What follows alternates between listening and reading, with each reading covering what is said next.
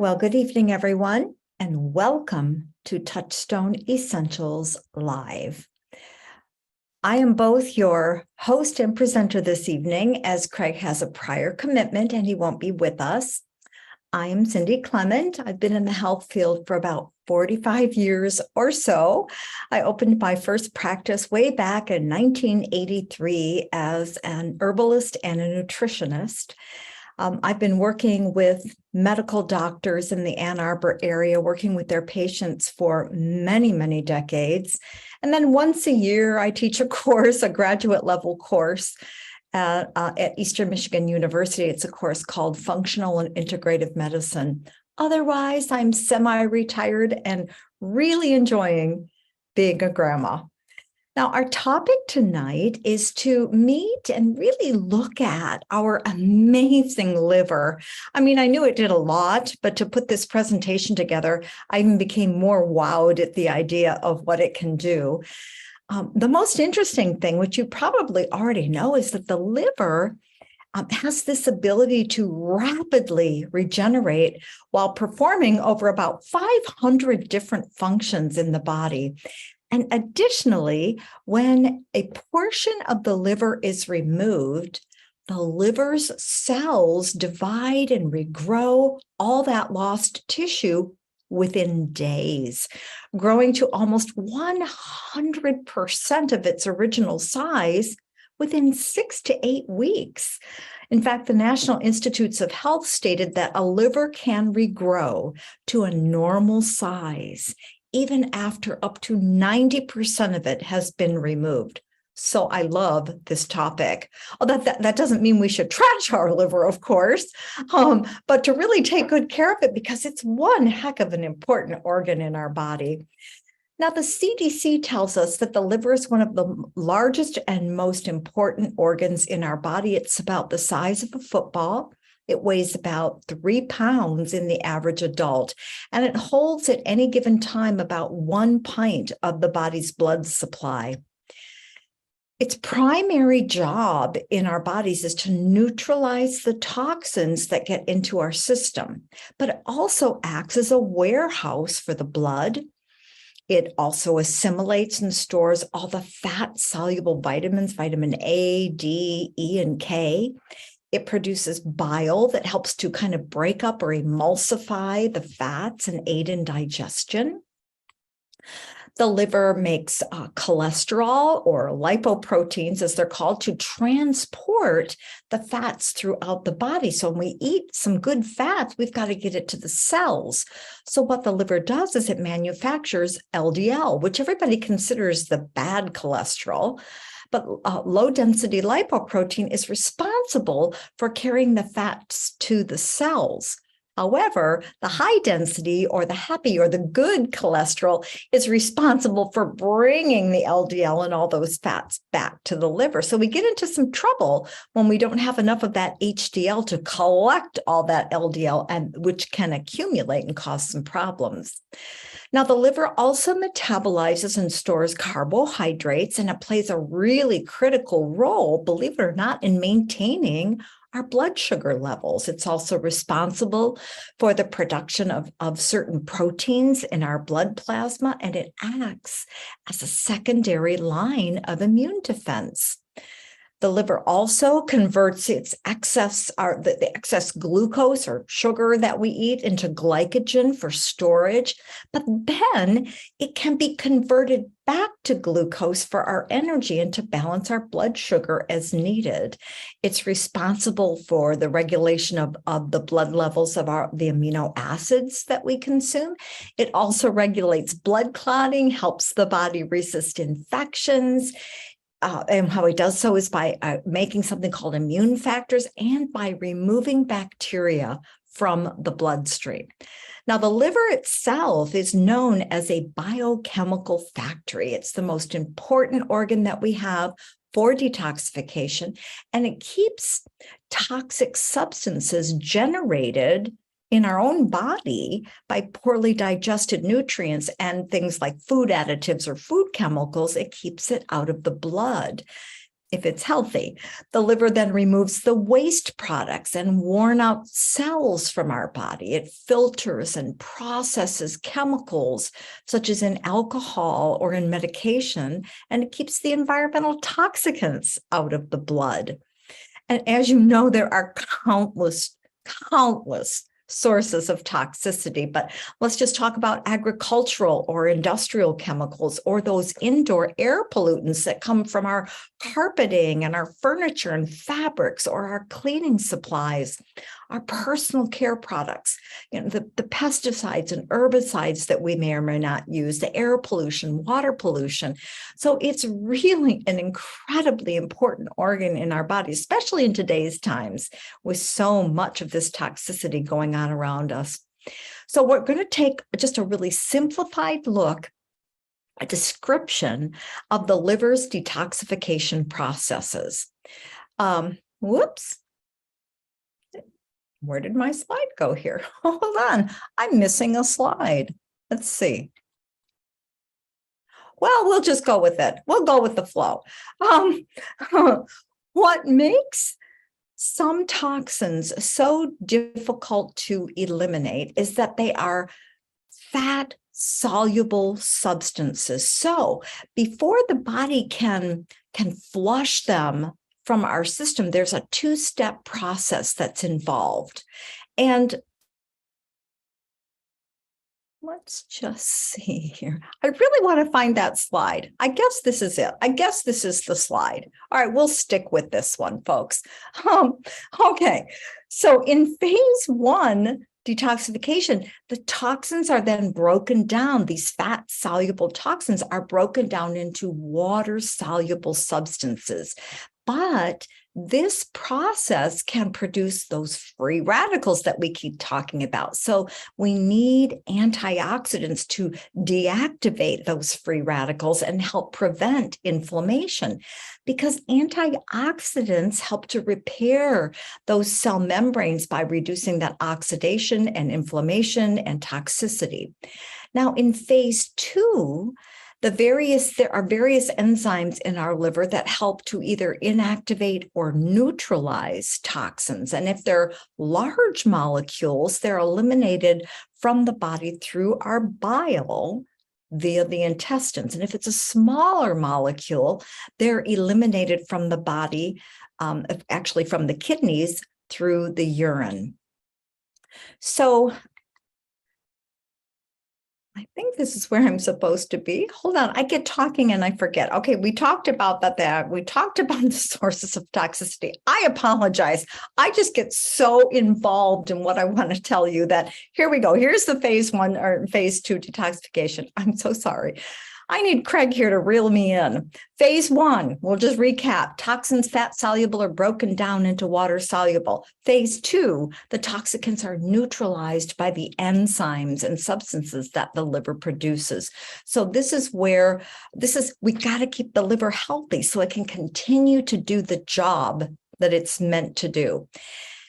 And although the liver does have a great capacity for regeneration, as I mentioned, this constant exposure to these toxic substances can cause really serious and sometimes irreversible harm. So over time, these toxicants can just really play havoc on our body.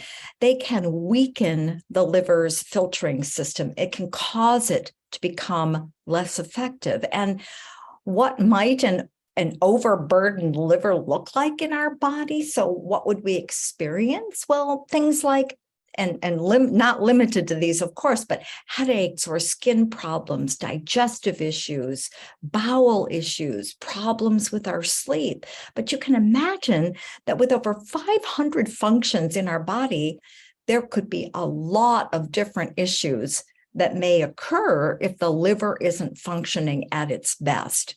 And it's also interesting to note that many of these toxic chemicals are fat soluble and stored in fatty tissues throughout the body, not just the liver. They love fat. So the heavier we are, the more fat we have. We tend to store more chemicals, but the chemicals love to go to the brain, to the bone marrow, to the organs. They just love to be stored in fat. And what's interesting is when the liver is inflamed, it increases fat storage in the liver itself. Now, there's something that you might have heard of called non-alcoholic fatty liver disease, and that is often more linked to obesity than alcohol. And the prevalence ranges in overweight people up to 33%, while in obese people, 75% are usually affected by this non-alcoholic fatty liver disease. But the danger of that is that it can progress from just a fatty liver to liver cirrhosis, and ultimately it can result in liver cancer. So now that we have the facts, let's focus on how we can support our liver. And of course, we need to exercise and eat right and steer clear of toxins. And we'll want to avoid that fatty liver disease by trying to maintain our weight or not gain any more weight. And we also need to be careful about alcohol consumption. Just 4 ounces a day. Remember, that's just a half of a cup. 4 ounces of hard liquor for men and 2 ounces for women can actually begin to scar the liver. So it doesn't take much of that hard alcohol. Now, of course, our balanced diet should include whole grains, fruits, vegetables, protein, legumes, and all the good fats. And the more plant foods that we eat, the better, because they contain fiber, which helps that liver work at an optimal level. We also need to drink lots of water. It prevents hydration, and it too helps the liver to function better. Now, on this slide, you're going to see these little acronyms. So super green juice, SGJ, or BFF, boost focus fuel, or super greens plus D, or essentials, or wellspring, organic super protein. Here's my code for you so that you know what I'm kind of referring to. Foods that are known to support the liver. Let's begin with beets. There have been several studies that show that beets help reduce that oxidative damage and inflammation in the liver, as well as increase its natural detoxification enzymes. And of course, carrots are certainly famous for keeping the liver clean, and they also reduce fatty acids in the liver, which can result in reduced cholesterol levels in the body. And when it comes to green leafies like chlorella or kale or spinach, they are loaded with antioxidants. And remember, free radicals are molecules that can damage the cells and cause problems, including liver disease, but the antioxidants get rid of them. They neutralize these free radicals. So we need our beetroots and carrots and green leafy vegetables. One particular study showed that by consuming blueberries, now this is one study, but I thought it was interesting, that by consuming blueberries and cranberries for just 3 weeks, 21 days, it protected the liver from damage. And additionally, blueberries help to increase immune cell response and antioxidant enzymes. Now, cruciferous vegetables like broccoli and cabbage, they're known for their high fiber content, and they also have a plethora of beneficial plant compounds. And studies have shown that broccoli helps increase levels of detoxification enzymes and protect the liver from damage. Now, proteins normally help the body repair tissue, but they also prevent that fatty buildup and damage to liver cells. Whereas the omega-3 fatty acids have been shown to decrease triglycerides in the blood while improving the good cholesterol, the HDL, and increasing those liver enzymes or balancing liver enzymes.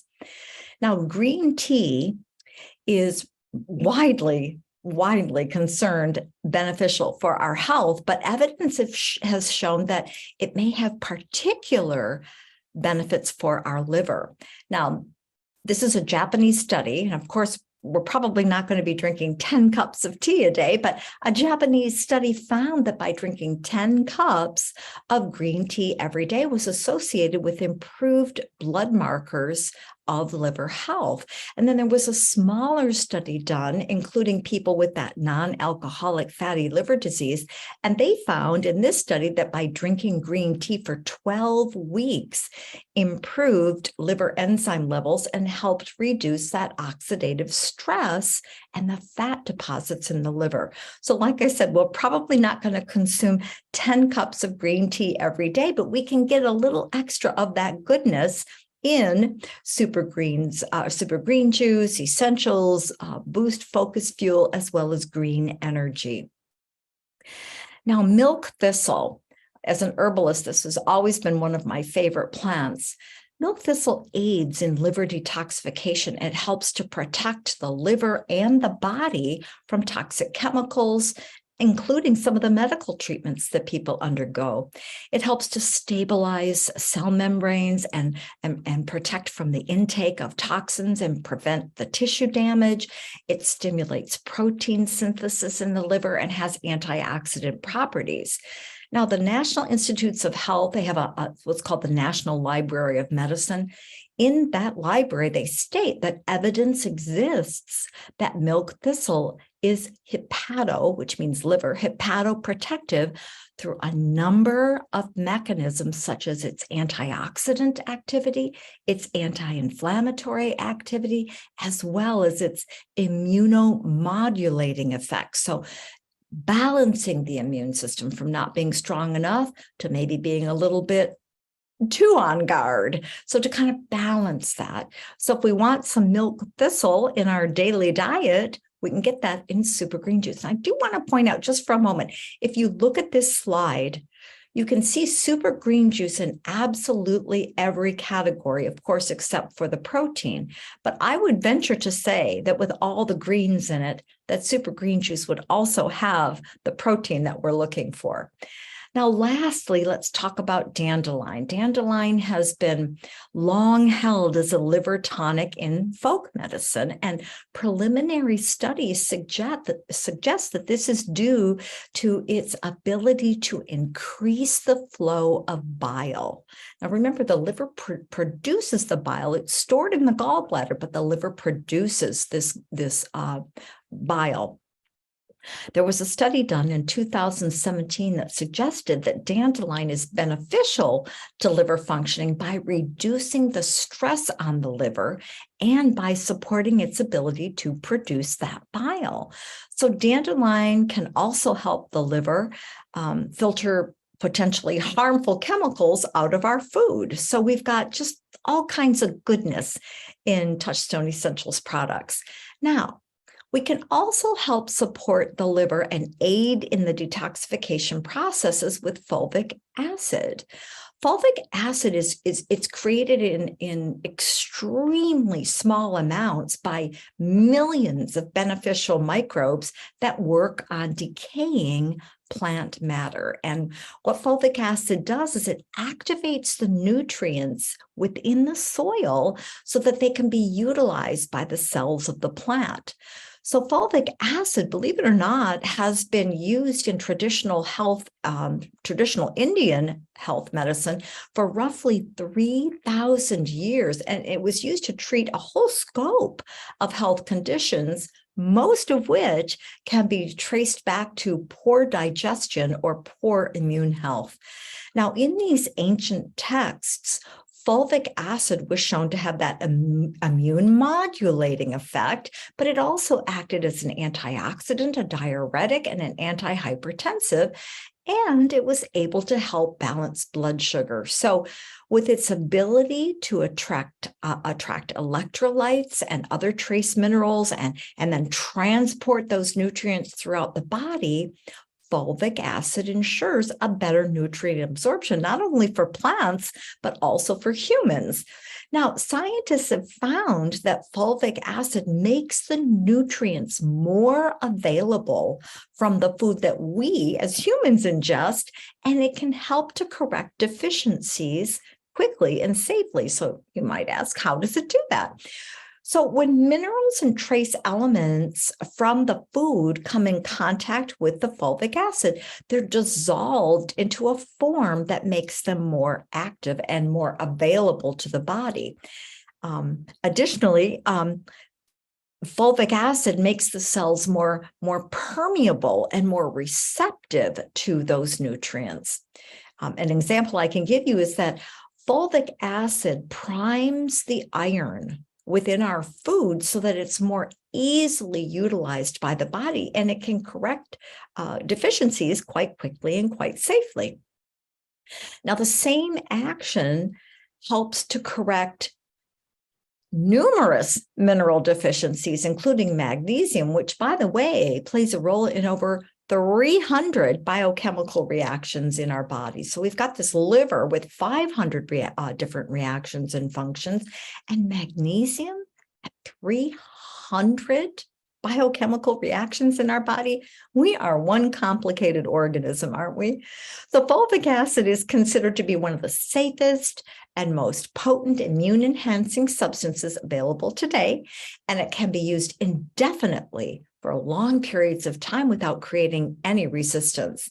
Now, the research is suggesting that fulvic acid poses very few side effects because an overdose isn't possible, and it's easily flushed from the system once it's consumed, considering it's clean and completely natural. There have been other fulvic mineral products that have been on the market that weren't so well prepared, such as Touchstone Essentials is.